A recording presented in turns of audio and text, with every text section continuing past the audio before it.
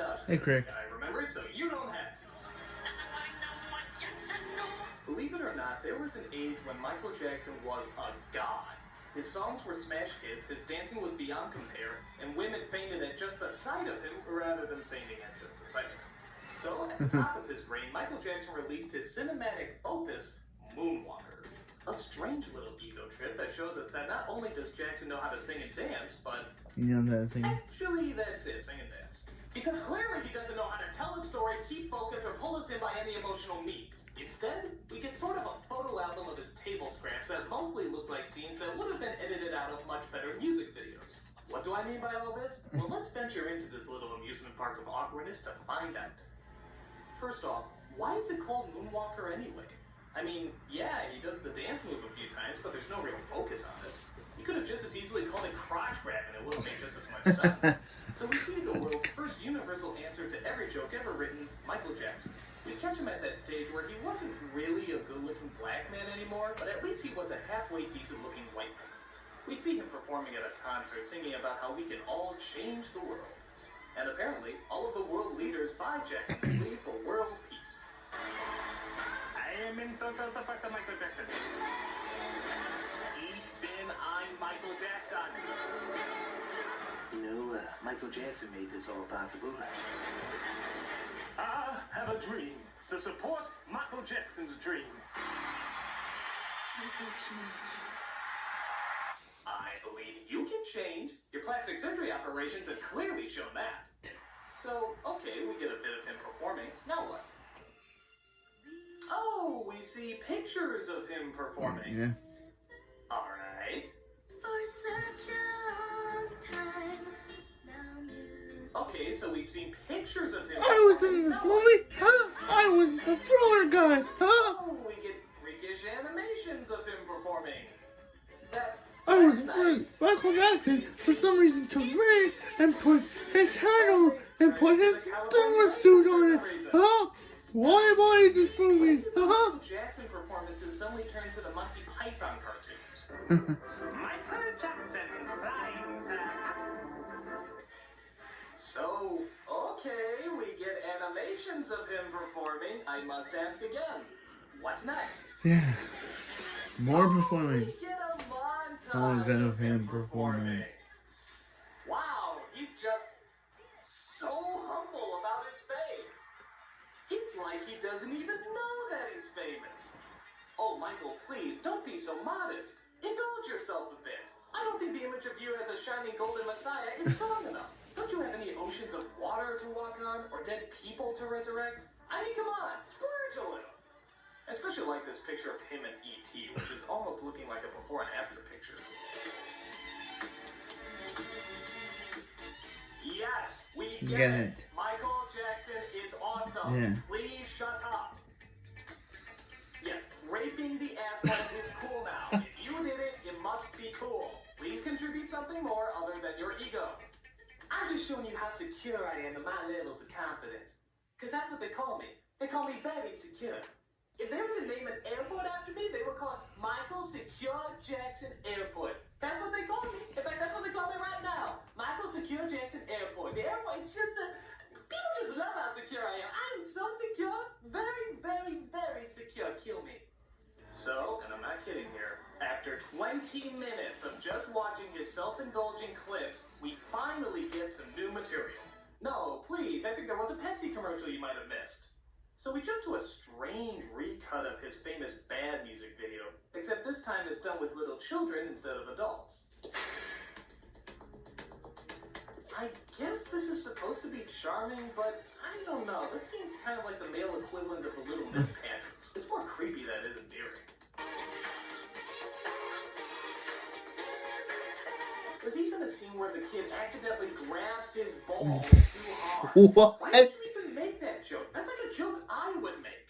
Except when I make it, it's funny. When you make it, it's unnaturally disturbing.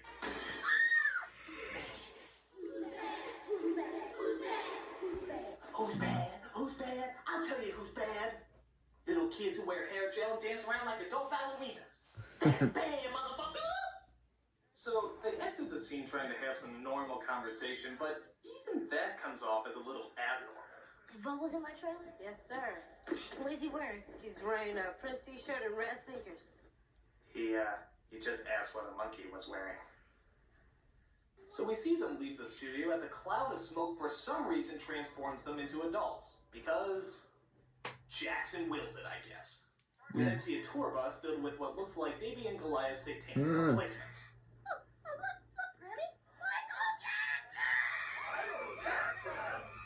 And believe it or not, this is where it gets strange. Jackson is chased by a bunch of stop-motion fans, including the Noid. What? I don't know, Jackson wills it. As he interrupts a western being shot by an impatient director who also seems to be animated in stop motion. I'm sorry. My producer's doing this to me, isn't he? I asked for a bad guy, and he gives me Michael Jackson. Boy, George Lucas was high strung in his early years. So they chase him into a makeup trailer where Jackson finds the perfect disguise to sneak out of. The Easter Bunny version of Joe Camel. Of course! Hey, the door's opening. Make sure you focus. Yeah, what's up, douche? Of course, the play puppets fall for the trick as nobody seems to see past the disguise. There he is. What, behind the rabbit? It is the rabbit. So we see this musical chase scene as all the stop-motion characters ride after Michael. But Michael fools them by shape-shifting into several different characters, like a construction worker, Tina Turner, and even Pee Wee Herman. This is crack. R.I.P. They Paul really Rubens. should have called this Mindfucker as opposed to Moonwalker. That would have been more accurate. So he loses Gumby's gangbangers as he decides to finally take off the costume. But it turns out the costume wants to dance. Sure, why not? Yes, I forgot. This is the guy who made crotch grabbing outside the house popular. But a cop notifies him that there's no Michael Jacksoning in these parts and is forced to write a ticket. It's because I'm black, isn't it? You're black? And just before he leaves, the face of his bunny pal appears to say farewell. Why? Why? You really gonna bother to ask why in this movie?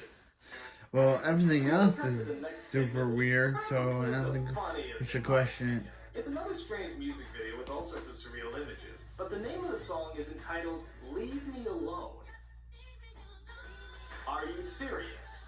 You just spent the first half of this movie pleading for attention, begging people to look at you and acknowledge you as some sort of musical god, and now you're suddenly telling people to leave you alone? What did the aliens do to your brain anyway? I guess this is a response to all the newspaper tabloids that were written about him at the time. I especially like it when he constantly sings the line, I don't care what you think.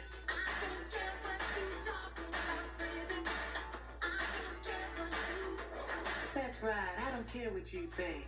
As this incredibly expensive musical representation of the middle finger clearly shows. Michael, we would love To leave you alone. Yeah. but you just make it so constantly difficult that Yeah. it's pretty much impossible. It's like a train wreck that you're told to ignore. It's simply not gonna happen. So we cut to probably the most famous part of the movie. You know, the portion that has that whole Spielberg Zemeckis life feel to it. And I have to say, this is easily the best part of the movie because it starts off with Michael Jackson's best scene. People trying to kill him. What? We will destroy you before you make Captain EO! But boy, how did all this insanity start? Well, one of Michael's many children friends cuts to a flashback to show us how this all began. This takes place in the salad days, when Michael was allowed to be around children. Yeah, this is kind of messed up. This is kind of funny that they make a movie about Michael Jackson hanging out with kids after he died, and then we learned that Michael Jackson was actually Those Raiders of the Lost Ark on us for some reason, as Michael stumbles onto a secret bad location. we actually learned that Michael Jackson was actually grooming kids. It turns out they've come across an evil gang of drug dealers. Because, yeah, all drug dealers do their evil plotting in the middle of the fucking forest, don't they? Michael Jackson was doing bad with kids. Every kid in this whole world takes Hey, little girl, stay away from Michael Jackson, okay? He's gonna do bad stuff to kids in the future. Better spell my name right. The poor peacock with leukemia is actually Joe Pesci, playing the sinister role of, well, let's face it, Joe Pesci. Joe He Pesci. plans to get all Wait. the little children in the world completely high on drugs. Why? Because there's nothing else Joe Pesci can do on a Saturday night, I guess. How is Joe Pesci okay with this, but he wasn't okay with Home Alone? Because Joe Pesci is the swear king. Caught up with him as they try to hunt him down and kill him before he reveals their evil plan. Joe Pesci's the swear king, but he was okay with this. But Jackson escapes as he runs down the alleyways while Pesci screams like a Scottish terrier. What? Michael outwits Pesci by running. Yeah, It's always insane. The scene.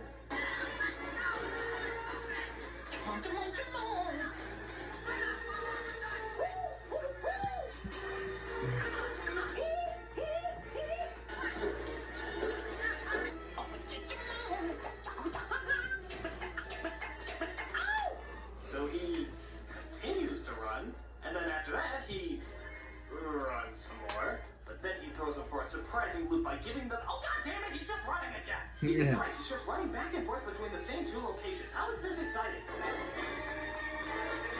And then, because you loved it so much at normal speed, we have running in slow motion. How breathtaking! Please keep your crotch at least 30 feet away from us. That's a restraining order from the world.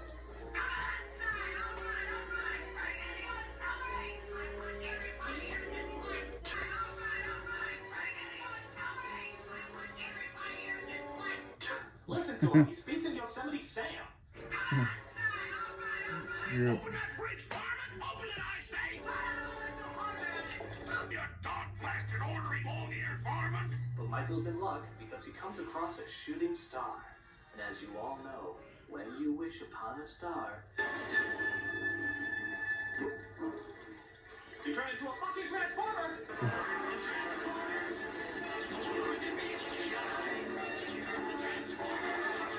What? Michael Jackson. Yeah! Michael's a car now! Huh? Surprised? I'm just questioning how. Earlier. Don't read too deep into that. As they meet at the rendezvous point where Jackson said he would come. So Michael enters into the nightclub that was once empty but is now magically full. As he partakes in... I don't know what's going on. the coolest fucking thing I've ever seen in my life. I'm serious. I have no problems with this music video portion called Smooth Criminal. To me, this is about as close to perfection as a music video can get. I mean, God, this is unbelievable. Why is he suddenly singing? What is he even doing there? Suddenly, none of that really matters. We are just sunken into the kick-ass amounts of awesomeness this whole scene displays. The design, the style, the dancing, the music, I can't find a single flaw with this entire scene. Well, if you want me to nitpick, I guess there are a few things. Like, just what the hell is he saying anyway?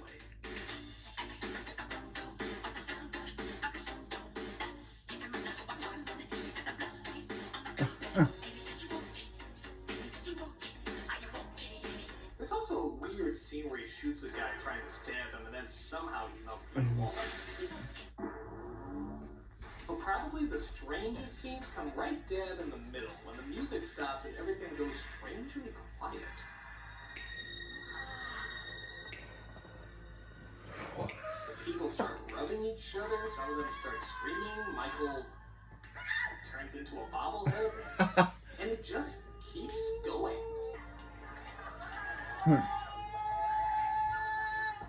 It's like they're at an orgy, but they forgot the sex. What?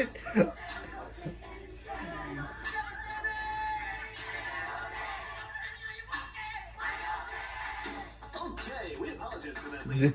Yeah. Slight mental breakdown there. We now return you to your kick-ass entertainment. Well, despite that weirdness, Smooth Criminal is one of the greatest musical numbers of all time. I'm sure I'm gonna get a lot of negative points for saying this, but to me, this is better than Thriller. It is! It really is! And don't get me wrong, I love Thriller. It's a friggin' masterpiece. But if Thriller revolutionized the music video, Smooth Criminal perfected it. Look at the style, look at the staging, look at the dancing. The entire scope of this music video is just huge. There's never been another music video like it. And don't even get me started on that alien ant fuck version. How they actually thought they could do a legit send-up to this this song is just ridiculous. Yeah, just keep bobbing your heads up and down. I'm gonna watch the actual adults here. What? This movie is. Oh no, the plot! Please go away. We were having a good time.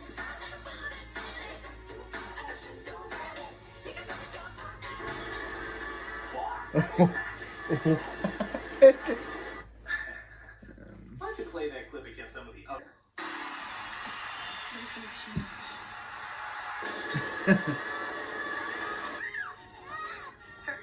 Michael, where'd he go? He went in the woods over here. Well, it's about as consistent as anything else in this movie. So, just as we saw the most epic of musical sequences, the story comes back to ruin the show. We find out that the girl's been kidnapped, and it's up to the King of Pop, of course, to go and save her. He goes back to the hideout as he's surrounded by henchmen, who start kicking the crap out of him and make him watch as that evil cockatoo starts beating the little girl. But apparently, Michael has some supernatural friends to help him out.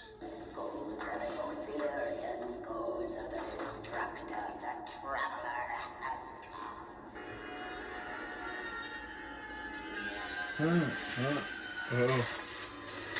Oh.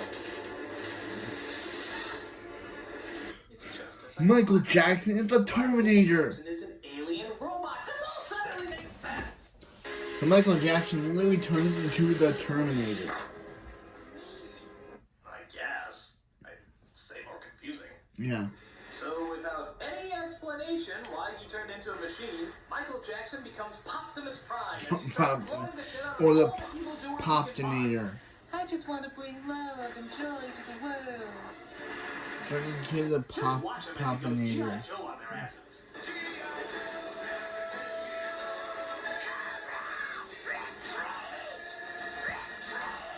So after all the henchmen disappear, Michael Jackson transforms into a giant... Okay, I have no idea what's going on A giant here. I'm just spaceship. seeing the pretty images.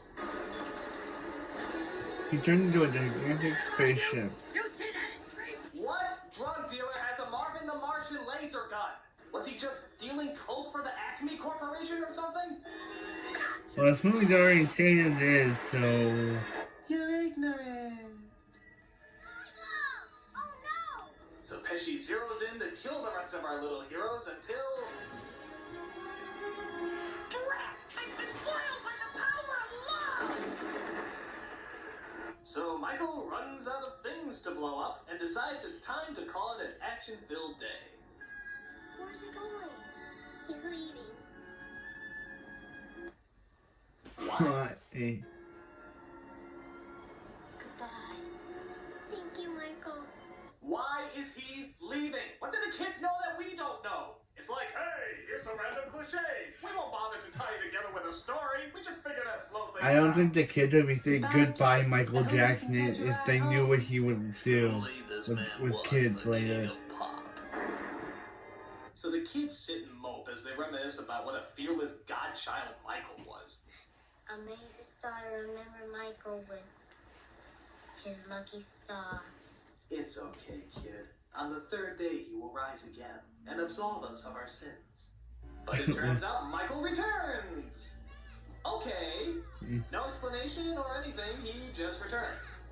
I guess he couldn't stay out of the movie for more than 2 seconds. And not only that, he has something very special he wants to show them. But he has to take them to a big, dark, empty basement where they have to be very, very quiet.